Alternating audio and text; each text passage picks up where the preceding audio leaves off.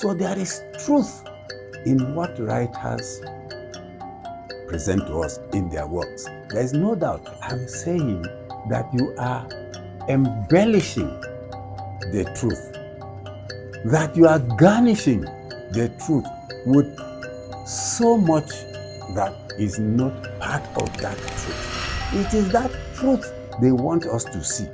But I want to insist, my good friends, that fiction is some form of lie. Writers are endangered if they expose the truth as it is.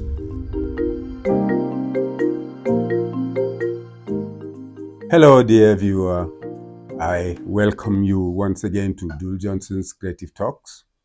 And if this is your very first time, I very specially welcome you.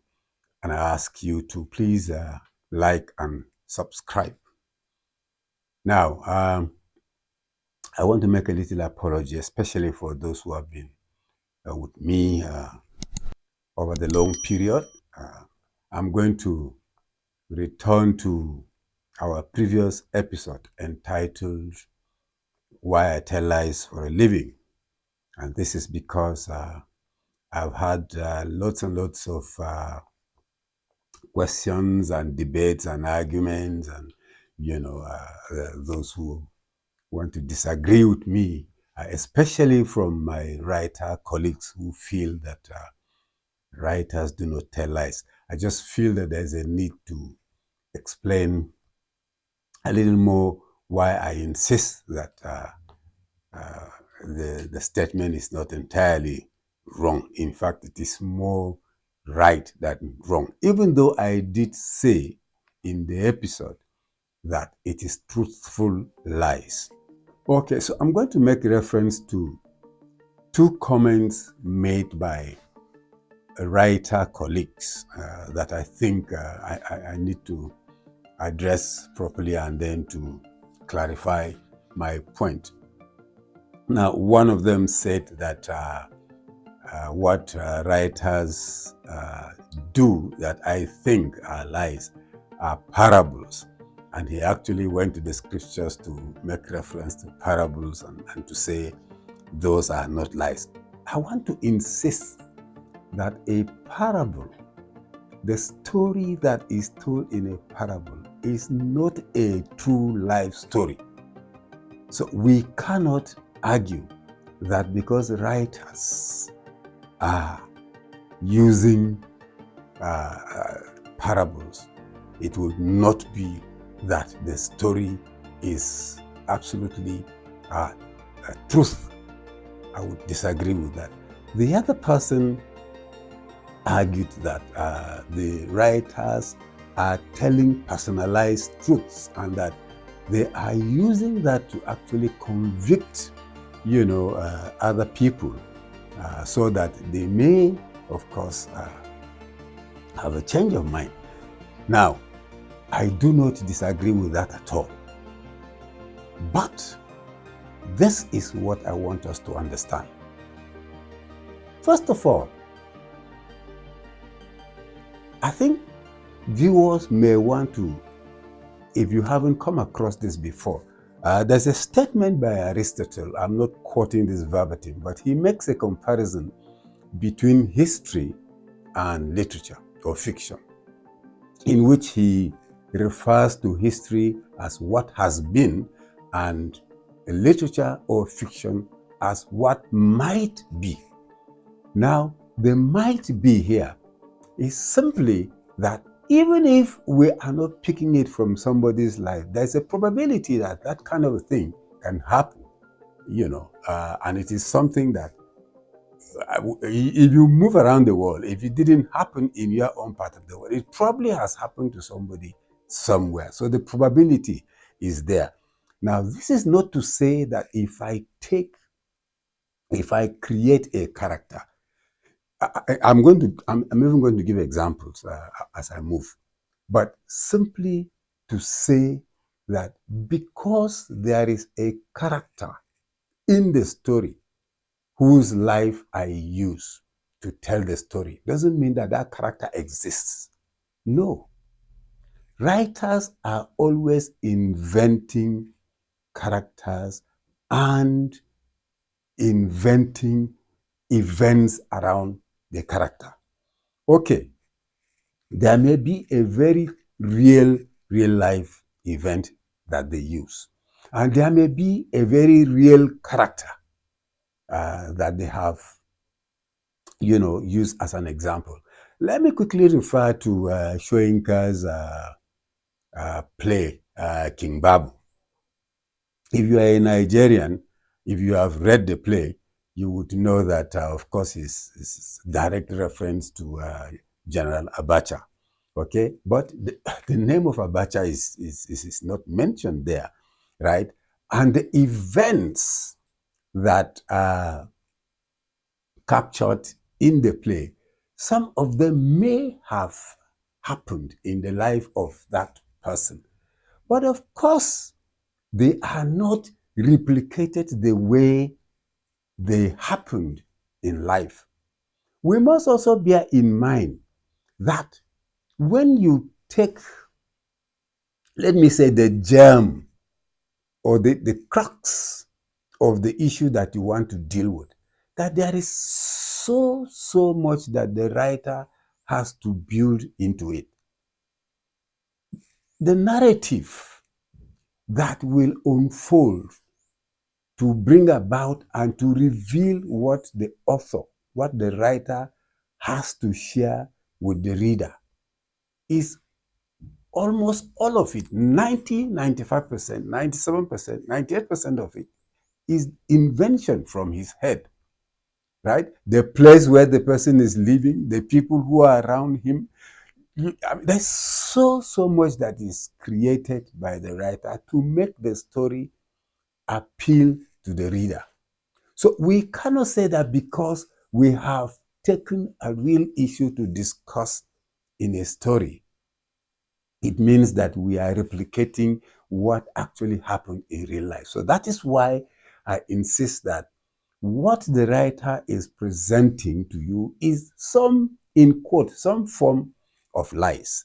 Indeed, it's not only these two persons. There are those who have called me on phone. There are those who have, sent chats to me even previously when I had the lecture. I did say that that essay was presented at my 70th birthday celebration. And I had people, who wrote to me to say writers are not liars and so on and so forth. I do not disagree with you entirely. But I am saying that what writers are doing is giving you truthful lies. So there is the truth of literature in the lies. And the truth is that there is something fundamentally true about what I am sharing with you. So when, for example, I present in, say, my story, Deeper into the Night, I've created a character, I have made him a hero, but I have made him an anti-hero at the same time, right? At the end of the day, we see that this person who starts off as a hero becomes the devil. And why? This is because the community or the society has empowered him to become what he is. I took this from happenings around me when we were having crisis in Plateau State, right? And there were characters that I came across that I knew who were originally good people, but because they had the opportunity to hold guns, to hold other kinds of weapons, because the community wanted them to help curb the crisis or fight whoever the enemy that was attacking. At that point, yes, but afterwards, what do they become? So the point I wanted to make, the point I made is that we should not breed terrors. Now, this is true in every community. In fact, I have read of recent in the social media stories of how people like Hitler, Mussolini, some other people, started like my character. And because nobody confronted them, at the end of the day, they became the problem of the world. That is how the world wars came about. So there is truth in what writers present to us in their works. There is no doubt. It is that truth they want us to see. But they do not go straight to say, okay, I watch Hitler, Hitler did this, Hitler did this, Hitler did this, Hitler did this. Or I watch so person, I can create, whatever name. And I say, I watch A did this, he did this, he did this, he did that. And at the end of the day, he became. That wouldn't be a story anymore. It would be history because I'm reporting what happened. So there is a difference between history, between what has gone by and what might happen. Indeed, when we write stories, we are also guiding against what is likely to happen in the future. Okay? So, if we deal with a particular example and present the history of it, it's gone. What have we said? Of course, there are history books all over the place, right? But because histories don't entertain us, nobody goes to read them. Stories are intended to entertain you and to put that lesson in your mind and let it remain there and let you grow with it. I did explain at the beginning of even that episode how we use moral tales, folk tales to educate children and to build their character. Okay? Those stories, they do not give you any truth. And yet, they are picked from events that have happened in our life. My father used to tell me, for example, that stories are the lives of people that other people have watched and represented in new ways. That is a story for you. So I want to insist, my good friends, that fiction is some form of lie. Now, I am not saying as a writer you are lying. I'm saying that you are embellishing the truth, that you are garnishing the truth with so much that is not part of that truth. And so if you have 99% of that truth as something that you have created movements, you have created journeys from one place to another, you have brought in so many characters, you have created parties in the process, and none of those things you watch happen in the real event that you are presenting. Therefore, I'm simply saying, accept that a writer embellishes, a writer garnishes, a writer distorts in an interesting way what they have seen, so as to make the reading of that story enjoyable, so that whatever lesson you want to teach in that story will be imbibed, because the reader will be enticed to go through the entire journey from the beginning to the end.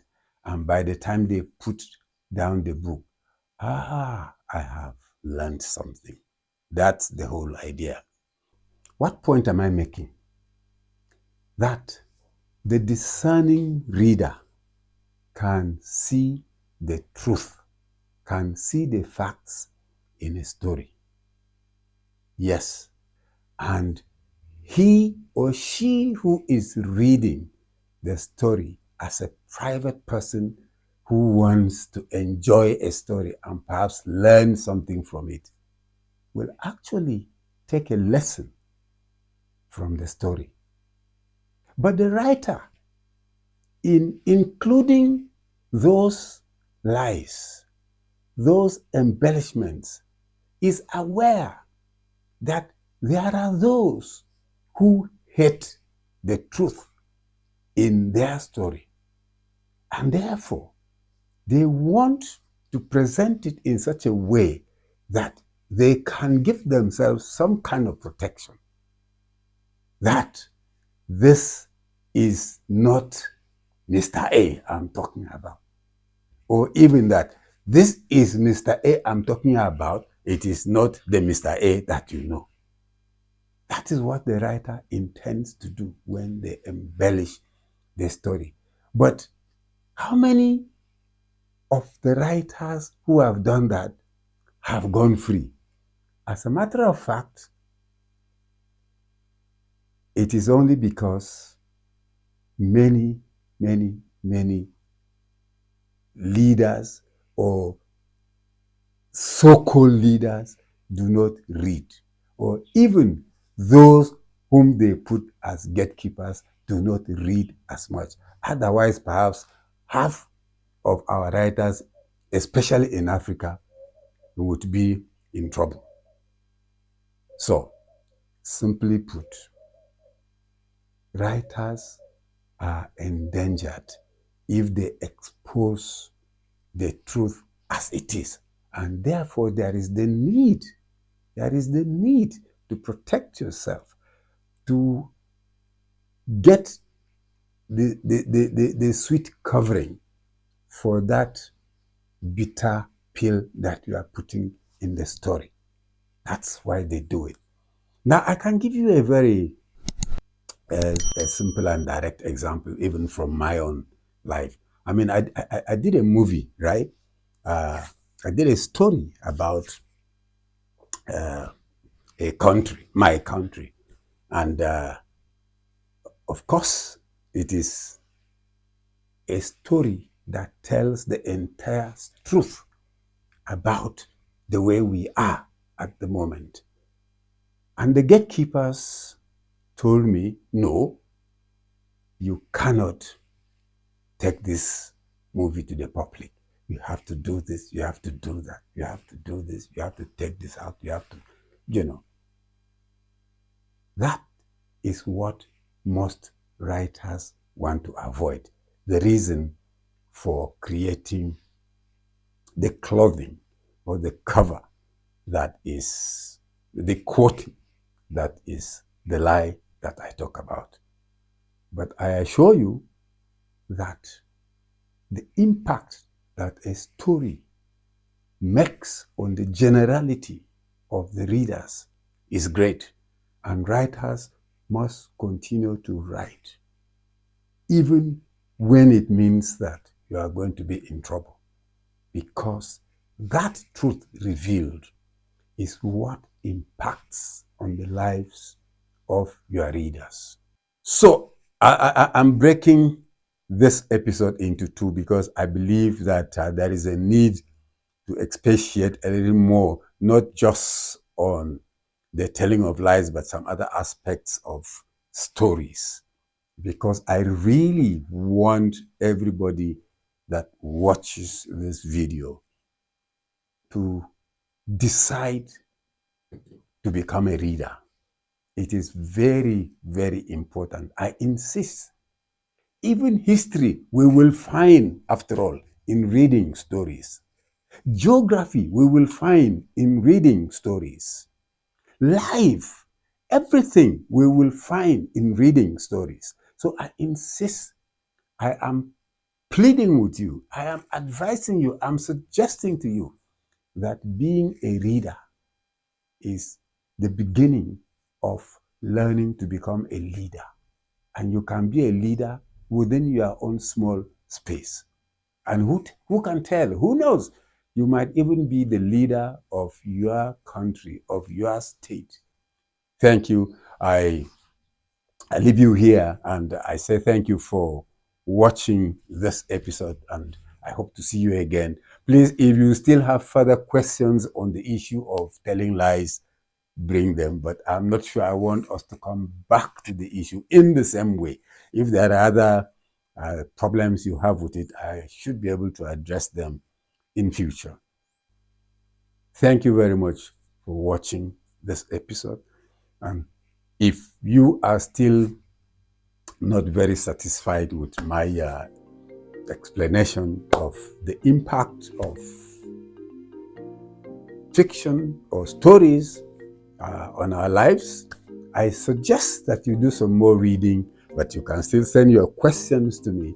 If there is a need, I will still do a follow-up, or perhaps I will respond to you individually to be able to clarify whatever problems you have in your mind.